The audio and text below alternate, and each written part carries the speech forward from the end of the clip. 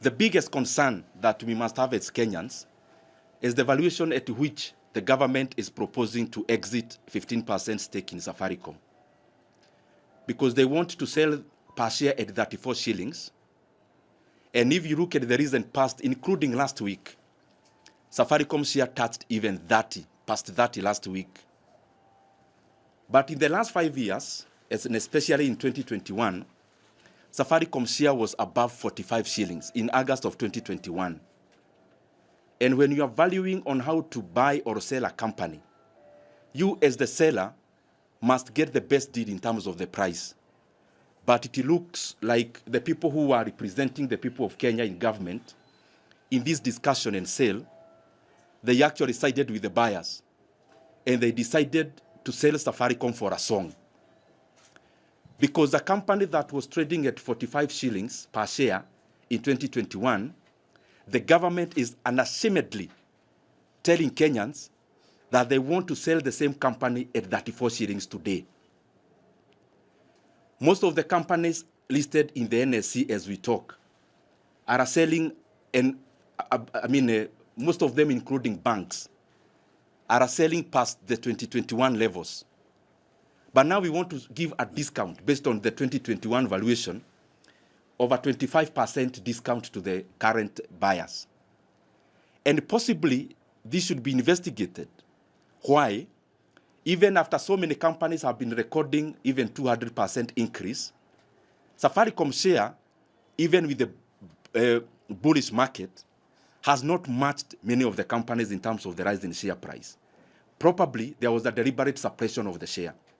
And all I want to say is that the government is underselling Safaricom, and it is to the detriment of all Kenyans.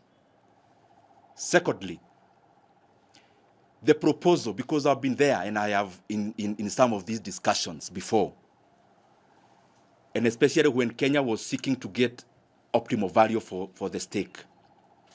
The best thing in terms of the sale of Safaricom was, first of all, to divide Safaricom into 3 companies. Before the sale, you have the telco as Safaricom, you have a tower company, and you have Safaricom Financial Services. Because once you do that divestiture, the sum of the 3 would by all means be bigger in terms of value than the whole that is called Safaricom. And therefore, the government just became quick because of next year's elections to undersell Kenyan assets, because they want they want Kenyans to see that something is being done in terms of development, but the cost is very high today and in the future. The other thing that is very funny about this transaction, and I pity the people in the government who represented the people of Kenya in this transaction and this deal. I've been talking about something called securitization, illegal debts. This deal of GOK sale of the stake of Safaricom also is riddled with the same illegal debts. Because beyond the consideration of 34 shillings per share, the government is doing something else that has never been done in the world. They are collecting dividends in advance. Basically, they are telling the sellers, the buyers, yes, pay us for our stake, but instead of negotiating a better price and value for Kenyans, they have already mortgaged the dividend that the National Treasury would have gotten in the next many years. 40 billion shillings out of the consideration is actually dividends collected in advance. In other words, securitizing dividends. It is important for Kenyans to know these things.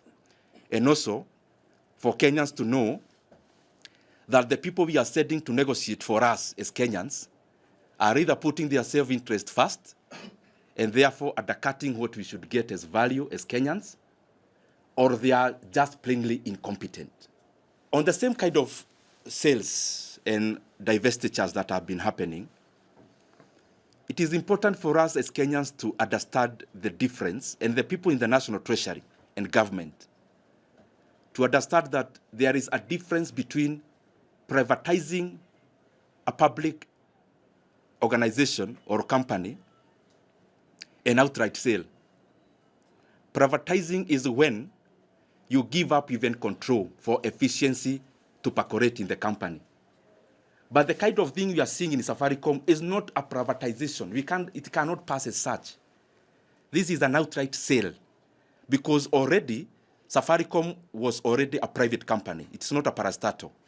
And therefore, it is just purely for revenue raising that it is happening.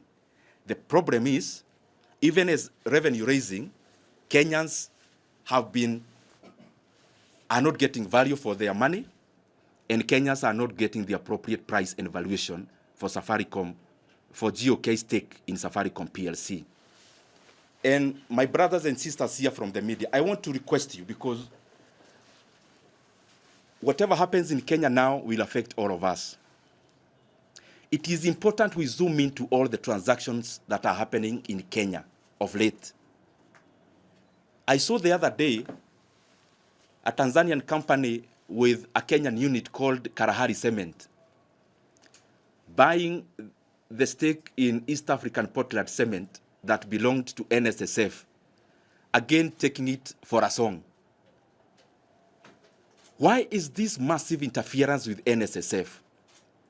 That a person who is not Kenyan can see value in East African Portland Cement that NSSF, that is investing workers' resources, cannot see in a local company.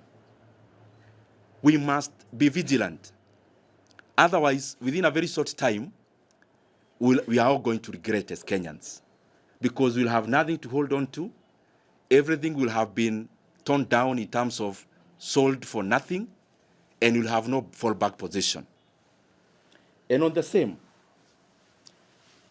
I have been saying, and I want to repeat, there is a new jargon in town called infrastructure fund. Infrastructure fund is only two things, and Kenyans should know that. One was sale of Safaricom, which is now Adawi. Number two is more borrowing. So anyone who needs to know what infrastructure fund is, just keep on watching the lips of everyone talking about it and match with the actions. It is either sale of government assets at a discount, definitely, or more borrowing. And these things are important. And I don't think there is something more important than the economy of Kenya to all of us. Look at it this way. Kenya has already taken a loan using fuel levy. The money you pay for fuel levy has already been collected in advance for the next 7 years, and they want to take another one that will take us for the next 10 years. Meaning, the tax you are going to pay for the next 7 years has been collected today and spent. The unfortunate thing, and especially around that fund, is that local institutions, and especially banks, took part, and especially banks where GOK has a stake or controls. That we are collecting taxes because levy is like tax. The money that was to construct roads for the next 7 years has already been collected as we talk. I don't know whether I'm making sense, because you need to understand that because the government is looking at 2027 and nothing else, they are staking the future of this country in the name of elections. So we want to do everything that Kenyans can see. It doesn't matter whether we are getting into an abyss, and it doesn't matter whether we are going to recover from it. So we have taken fuel levy that was to be collected by Kenya for the next 7 years. That money has already been spent. Secondly, tourism fund has already been securitized or in the process of being securitized. The process has already kicked off. So when you see Bomas of Kenya coming up, that is again an illegal loan, because all this securitization business is illegal. I've been talking about Talanta Fund, and you may wonder why there is no person in government giving a rejoinder. Because if there are no facts, then you should give the facts as the National Treasury. That this year, we borrowed 44.5 billion Kenya shillings where Kenya is going to pay an interest rate or an interest sum of 100 billion Kenya shillings in the next 15 years. Can you imagine that? Just because we want claps, now we take a loan of 44.5 billion shillings where the government is going to pay interest rate quantum of 100 billion in 15 years. So the Talanta Stadium, you see, the cost is not 44.5 billion. And I've been repeating this and I want to repeat. The real cost is over 140 billion Kenya shillings. So we need to ask ourselves as Kenyans whether these are the kind of decisions that we want made for our economy. Now, they're in the process now of securitizing your housing levy. That the housing levy Kenyans are paying so that they remove the talk of whether it can be reduced or not. The government is again kicking off the process of securitizing. Securitizing is just a heavy word to confuse Kenyans. Of borrowing through mortgaging the housing levy. So they are collecting it in advance. Now, what this is doing to the economy, and it is deliberate, the government is running away from budget. They want to control development in another book called Infrastructure Fund. And I just want to repeat, Infrastructure Fund is only a composition of two things. Sale of government assets, including Safaricom, and more borrowing. All the other hurabalo you hear, the bottom line is that. Now, let me interest you something else as I finish. As we talk with you here, Kenya is borrowing 1.25 trillion Kenya shillings in the official book of loans. 1.25 trillion Kenya shillings per year in the official loan book. So Kenya is borrowing 3.5 billion shillings every day, including today. By end of today, Kenya will have borrowed a net of 3.5 billion. And a net here, I mean, I have not included the money the government is borrowing to pay previous loans. That is called refinancing. I have not added. The figure I am giving is purely net debt. To put it into context, President Kibaki in his 10 years borrowed a net of 1.2 trillion Kenya shillings in 10 years. So we are borrowing in 1 year what Kibaki borrowed in 10 years. It is important for Kenyans to keep on knowing these things. Because this kind of recklessness cannot go for too long. And we have very recent case scenarios. We have Senegal, which is now in red. 2 guys elected very popularly last year, Diomaye Faye and Osman Sonko, themselves hata hawasikizani wenyewe. Because by the time they took over, there were illegal debts like securitization amounting to 13 billion US dollars. Illegal ones, taken off the book. Like Talanta Fund, like securitization, like securitization of dividends, like the government is doing in the sale of Safaricom, and the rest. We can learn from Zambia. We can learn from Sri Lanka that it is a slippery path we are taking our country into. We can learn from Ghana. Ghana was unable to service debts. So what did they do? They called all the government creditors and they told them, if you have lent the government $1 million shillings, either through buying a board or a T-bill, the government called them and told them, we no longer owe you 1 million. We owe you 70% of that. End of story. Can you imagine? So the route we are taking will definitely lead us there. And I'm calling upon the government. Let us not stake Kenyans' future on the general election in a year to come or so. There'll be Kenya after 2027.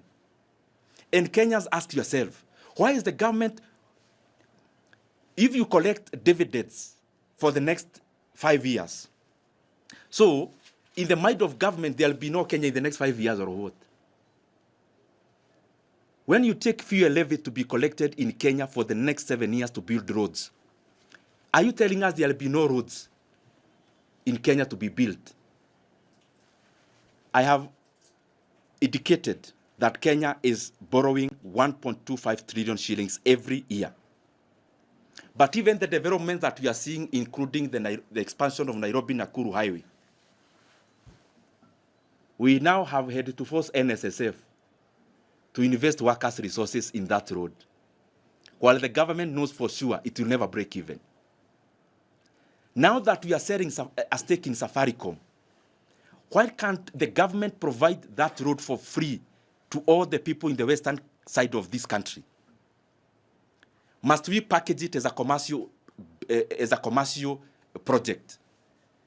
Now that we have another source of the sale of Safaricom stake, why can't the government invest some of this money into a road, and especially Nairobi Mau Summit Road? Why? That a Kenyan in the western part of this country, from Nakuru all the way, who pays pay, who pays VAT, who pays fuel levy, again is made by government to build their own road. Because paying toll is basically government abdicating its job to provide public goods and telling Kenyans, tumewaletea hawa watu, mujisort mujenge nao barabara. That's basically what the government has done in that road. And we are going to keep on talking about this issue, that the people from Nakuru all the way deserve, like any other Kenyan, to use that road for free without tolling. Because we are borrowing every day. We are borrowing both in the book and off the book. We are now selling government stakes. Then why again make Kenyans to pay for the road? I have also heard the drums of every day. They are beaten about the expansion of the road from Pagani, Muthaiga, Kiambu, Duberi. And it has now come up again. I want to request you, my brothers and sisters, go to your own files in terms of the media files, previous ones. And you'll see that you covered the issue of the expansion of that road in 2021 and 2022. If you go to the files, even Google now, you realize that the expansion of Pagani, Muthaiga, Kiambu, Duberi Road was conceptualized and completed in 2022. But the government had to wait until we are near elections to beat the drums.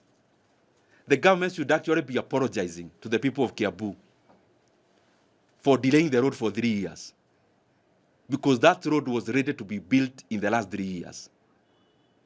But of course, the convenience of our politics had to have it delayed. Very lastly, now that we are selling stakes, and I want to tell you for sure, Safaricom PLC, the government is now selling 15%. You can be sure before elections, they will have sold the other stake, some of it. And I cannot actually tell you, some of it they will actually sell to NSSF. Because you don't need to have been inside government for you to learn how the government is thinking. The government is lazy to grow the economy. Because when you grow the economy, it is when you get revenues to support the growth of infrastructure. And since there is no growth in the economy, so we are now looking for shortcuts. And I can tell you for sure, this is just the beginning. They'll divest even from the other stake, because no one wants to bother. Hakuna mtu anataka kuchoka kufikiria akifanya maamuzi. Unaona Safaricom iko pesa uza. You now hear about selling a stake in KCB, where the government has around 19%. Very soon you'll also hear the same in the energy sector. And that's not even the problem. The problem is that we are selling these assets for a song. And I want to repeat because I am finishing. There is no way the government can purport to sell Safaricom at a valuation of less than 2.5 trillion. There is no way, other than if there is self-interest or incompetence on the side of government. And I have enumerated again, the best way was for the government, first of all, to foster divestiture within Safaricom, create 3 entities, value them separately, and then sell them separately if you have to sell. Very last, we are now on a drive. We are being taken on a rough drive of political messaging. These grand terms you are hearing, infrastructure fund and big money being mentioned, it is to make Kenyans not ask the basic questions. Before we are told about trillions and the rest, can the government first of all do the basics? We are now in December. The government, unless they recede, they have already purported to want to increase school fees for day scholars from January. So on one side, we are thinking about trillions. On the other side, you are abdicating from supporting free basic education. Our JSS brothers and sisters, they require very little money to be confirmed into permanent and pensionable terms. They already had a contract for 1 year to intern in the JSS institutions. But instead of addressing such a small issue, now we are doing political messaging by mentioning billions and infrastructure fund so that Kenyans don't ask us real questions about real issues. It's like when you can go to your home today, Stephen Leto, and you call a baraza of your home, or a Mwaneki, or Business Daily. You call a baraza at your home, and you tell your kin or your family members that you want to go to the moon, and you are going together with them. So they actually forget to ask you about food for that day, because you've already sold a grandiose idea. Unfortunately, within a day or two, they start telling you, okay, we are still going, but where is food? So the basics for this country, one of the basics is basic education. Before we talk about all those other things, the government must give assurance through writing that day scholars in Kenya from January will get an opportunity to go to school without the handicap of finances, as it has been before. As I close, let me take you the last sentence on something else, because this grandiose communication of politics can make Kenyans get lost. Now, we are building highways to toll without any alternative. It has never happened in Kenya since independence. Because even where there is a toll road, there are alternatives. It is the first time in Kenya we are doing an experiment to have Kenyans pay for using a road and deny them an opportunity for an alternative. That's one. It is also the first time in Kenya we are doing off-the-book borrowing through Talanta Board and the rest. It is also the first time we are securitizing revenues to be collected by the country for the next many years. But we are sold a grandiose idea. This is the fact. Kenya has always built stadiums. We have Nyayo Stadium, we have Kasarani. We never took an illegal board, but Kenya built when the economy was quite small. Kenya has always had tarmac roads. Even where we are building the toll road from Nairobi to Nakuru, there is a road. Not that there is no road, there is. And it was built by Kenyans through taxes. And the government never had to take an illegal loan called securitization. You can live here in Nairobi, go to Isiolo, go to Marsabit, and go to Moyale border.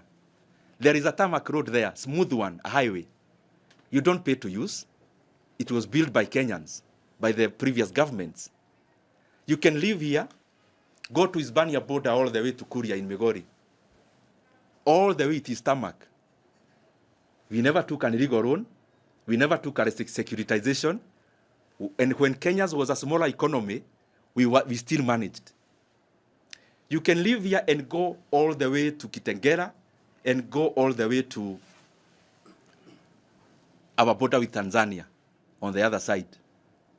Again, there is a tarmac road there, no grandiose communication, from government. Government humbly built without making Kenyans to pay. You can leave here, go to Mombasa. There is already a tarmac road. So what I'm saying, you know, the way the government is defending itself. Oh, we are doing these things to build roads. Okay, fine. All the other governments build roads, but they never took reckless loans and illegal loans. That's what we are saying. It's not the first time Kenya is building stadiums. We have always built stadiums or stadias. So that is my concern. And I request Kenyans of goodwill, including LSK, ISPAC, the civil society, and all leaders, including the media. The things we are talking about are apolitical from where I start. It doesn't matter who becomes what. But if you securitize future revenue, we are choking Kenya today and in the future. Please let us take this as our burden. Because we may champion for the freedoms of Kenyans, the way we do, like LSK does. But in a collapsed economy, there'll be nothing to talk about. So I challenge all of us, let us please do our bit, because the consequences of these things and experiments will be very dire for our economy. Thank you very much.